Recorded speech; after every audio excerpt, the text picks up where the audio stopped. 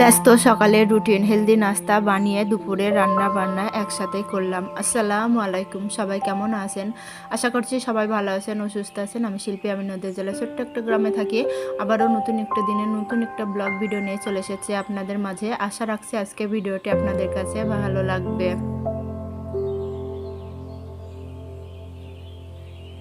তো আজকে যেহেতু শুক্রবার, তো সেই জন্য সকাল করে উঠেছি আর উঠে বাসি কাজগুলো সব কমপ্লিট করে নিয়েছি। তো এখন বাচ্চাকে স্কুলে পাঠিয়ে দিয়ে এখন চলে এসেছি ছাগলকে খেতে দিতে। তো তারপরে আমি মুরগিগুলো ছাড়তে আমার আজ মনেই নেই, জানেন তো ছাগলগুলো মানে সকালটা একটু হতেই ছাগলটা খুব ডাকে, তো ওই জন্যই ছাগলটাকে আগে ছেড়ে দেই। তো ছাগলটাকে ছেড়ে দেওয়ার পরে একটু পরে মুরগিগুলো ছাড়ি। তো সেজন্যই আজকে আমি ছাগলগুলো ছেড়েছি, কিন্তু মুরগিগুলো ছাড়তে আমার মনেই নেই। তো ওইদিকে আমার সব কাজ কমপ্লিট করে আরিসকে স্কুলে দিয়ে এসে ছাগলকে খেতে দিয়ে এখন এসে দেখছি যে মুরগি ছাড়া হয়নি। তো সেই কারণে এখন মুরগিটা ছেড়ে দিচ্ছি। আর মুরগিগুলোকে আমি তো বাইরে বেরিয়ে করে দিই, মানে ওরা যদি না তাড়িয়ে দেওয়া হয় তাহলে পায়খানা করবে। তো সেই কারণে আমি মুরগিগুলোকে বাইরে বের করে দিয়েছি। তো ওরা পরিষ্কার হলে মানে পরিষ্কার হয়ে আসবে, তো তারপরে আমি ওদেরকে খেতে দিব আর কি। তো যাই হোক,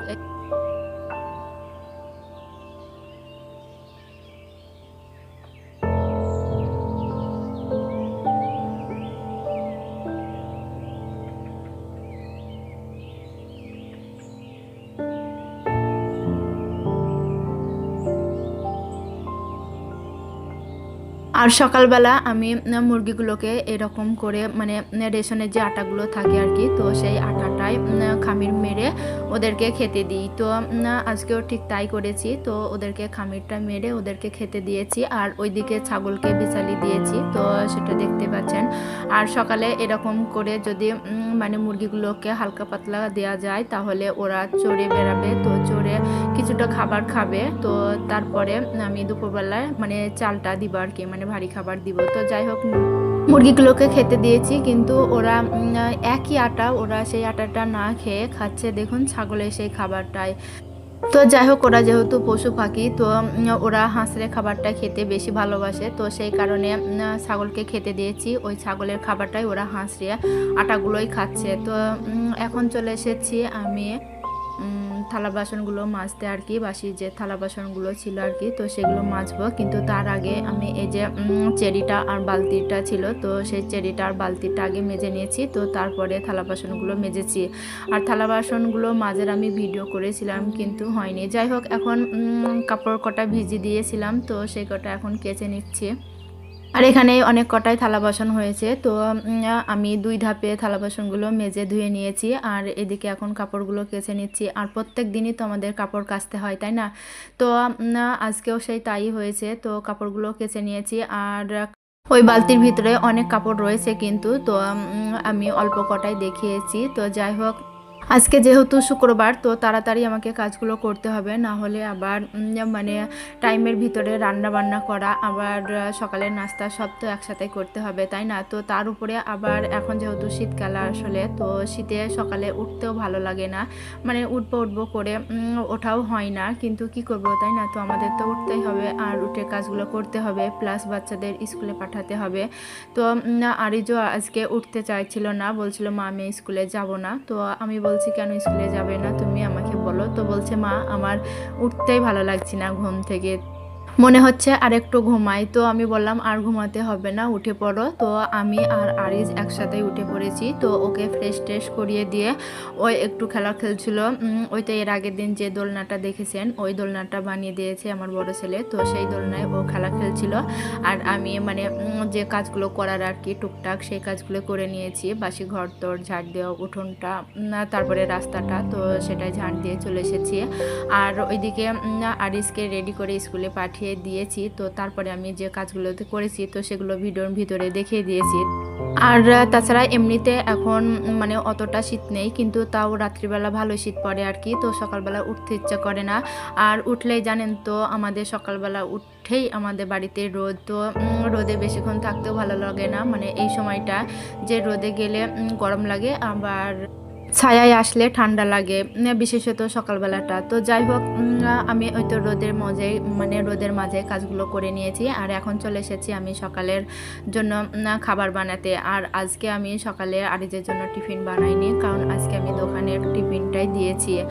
তো একটা চিড়ে ভাজার প্যাকেট আর একটা বিস্কুটের প্যাকেট। তো যাই হোক, দুইটাই 5 টাকা করে 10 টাকা দিয়ে কিনে দিয়েছি। আর আজকে আমি মানে এই তো এরকম একটা হেলদি টিফিন বানাবো বলে রেডি করেছিলাম, কিন্তু ও বলেছিল, মা আজকে আমার প্রত্যেক দিন বাড়ির খাবার নিয়ে যেতে ভালো লাগছে না, আজকে তুমি আমাকে দোকানের টিফিনটাই দিবে। তো সেই কারণেই আজকে আমি ওকে দোকানের টিফিনটাই দিয়েছি। আর সেটাও তো বলার কথা, তাই না? যেহেতু বাচ্চা, ওরা প্রত্যেক দিনই তো বাড়ির খাবারটা খেতে ওদের ভালো লাগে না। তো এক একদিন যদি দোকানের খাবার বা ওদের পছন্দের খাবার দেওয়া যায় তাহলে হয়তো ভালোই হয়।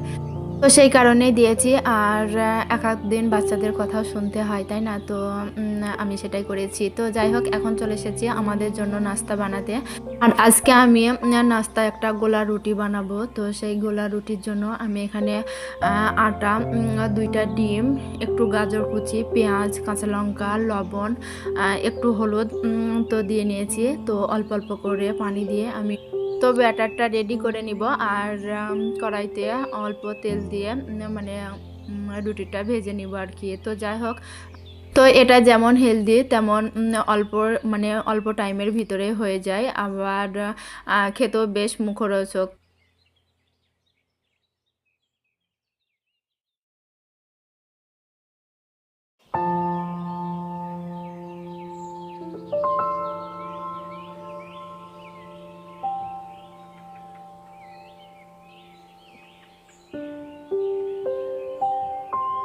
তো এখন আমি গোলা রুটিটা ভেজে নিব। তো তার জন্য ফ্রাইং প্যানে তেল দিয়েছি। আর চামচে করে আমি ব্যাটারটা দিয়ে গোল করতে চেয়েছিলাম, কিন্তু হচ্ছিল না। তো সেই কারণে আমি হাতের সাহায্যে সুন্দর করে ব্যাটারটা চারিদিকে দিয়ে দিয়েছি। আর 5 মিনিট একটু সেঁকে নিব। তো তারপরে আবার আমি মানে উল্টে অপর দিকটাও একটু ভালো করে ভেজে নিব। আর এইভাবেই অল্প তেলে একটা মুখরোচক সকালের খাবার হয়ে গিয়েছে আর কি। তো যাই হোক, এর সাথে 1 কাপ চা না হলে হবে না। তো সেই কারণে আমি ওইদিকে চা বসিয়ে দিয়েছি। তো এই প্রথম রুটিটা ভেজেছি। তো প্রথম রুটিটা আমার সুরজ শুধুই খেয়ে নিয়েছে আর কি। তো তারপরে যে রুটিটা ভেজেছি, তো সেই রুটিটাই আমি চা দিয়ে খেয়েছি। তো যাই হোক, সুরজ আর আরিজ মুড়ি দিয়ে চা খেয়েছে সকালেই। তো সেই কারণে আর এই রুটিটা দিয়ে ও চাটা খেলো না। আর আমার জন্য আমি একটু রেখে দিয়েছিলাম, তো সেই চাটাই আমি এখন গরম করে নিয়েছি। তো ওরা যেহেতু চা মুড়ি খেয়েছে আর কি, তো সেজন্য আমি নাস্তাটা একটু দেরি করে বানাচ্ছি আর কি। তো আজকে আমি নাস্তা আর দুপুরের জন্য রান্না বান্না সব একসাথে সেরে নিয়েছি। তো এইদিকে আমি রুটিটা ভেজে নিয়েছি। তো ভেজে চা ঢেলে নিয়েছি। আর ওইদিকে খাবারটা খেতে খেতে আমি ভাতটা বসিয়ে দিয়েছিলাম। তো ভাতটা বসিয়ে দিয়ে আমি নাস্তাটা করে নিয়েছি, প্লাস যা রান্না করব সেগুলো কেটে ধুয়ে নিয়েছি। আর আজকে আমি রান্না করব আলু সিম দিয়ে পাঙাশ মাছের ঝোল। তো যাই হোক, একটাই তরকারি করব আর কি। তো সেই কারণে আমি সব রকম মশলা দিয়ে মশলাটা কষিয়ে নিয়েছি। তো তারপরে ভেজে রাখা সিম আর আলুগুলো দিয়ে দিয়েছি। তো তারপরে একটু ভালো করে নাড়াচাড়া করে কষিয়ে নিয়ে ঝোলের জন্য পানি দিয়ে দিব। আর সিম আলু আমি ওই প্যানে ভেজেছি, তার কারণ কথাই বলে না যে পাঙ্গাস মাছের তেল দিয়েই রান্না হয়ে যায়। তো সেটাই হয়েছে, পাঙ্গাস মাছটা ওই প্যানে ভেজেছিলাম। তো সেই কারণে অনেকটাই তেল উঠে এসেছিলো। তো সেই তেলেই আমি সিম আলুটা একটু হালকা পাতলা ভেজে নিয়েছি। তো তারপরে আমি এদিকে এই কড়াই দিয়ে দিয়েছি। আর এইভাবে যদি সিম আলু একটু ভেজে নেওয়া যায় তাহলে দেখবেন সিমের যে একটা উগ্র একটা স্মেল থাকে, তো সেই স্মেলটা চলে যায়। তো যাই হোক, নর্মাল তেল দিয়েও ভাজা যেতে পারে। তো আমার যেহেতু মাছ ভাজা তেল ছিল, তো সেই কারণেই আমি ওই তেলেই ভেজে নিয়েছি আর কি সিমটাকে। তো যাই হোক, এইভাবে রান্না করেও খুব ভালো লাগে খেতে। আর মাশাল্লাহ, আজকে আমার তরকারিটা খুবই ভালো হয়েছিল খেতে। তো ওইদিকে আমি ঝোলের জন্য পানি দিয়ে দিয়েছি আর ঢাকা দিয়ে চলে এসেছি এই ঘরে। তো আমি এই বেড কভারটা যেটা পেতে রেখেছিলাম, তো এখন তো আর শীত সেভাবে নেই, তো সেই কারণে আমি এটা তুলে কেচে ধুয়ে ছাদে মেলে দিয়ে আসবো।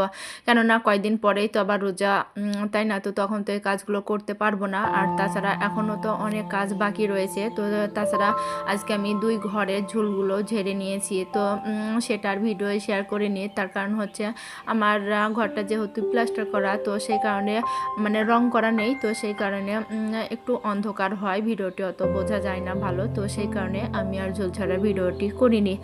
তো যাই হোক, বেড কাভারটা উঠিয়ে কলের পাড়ে রেখে দিয়ে এসেছি। আর এইদিকে এখন চলে এসেছি সিম আলুর ভিতরে এই তো মাছটা দিয়ে দিব, দিয়ে আবারও ঢাকা দিয়ে রেখে দিব।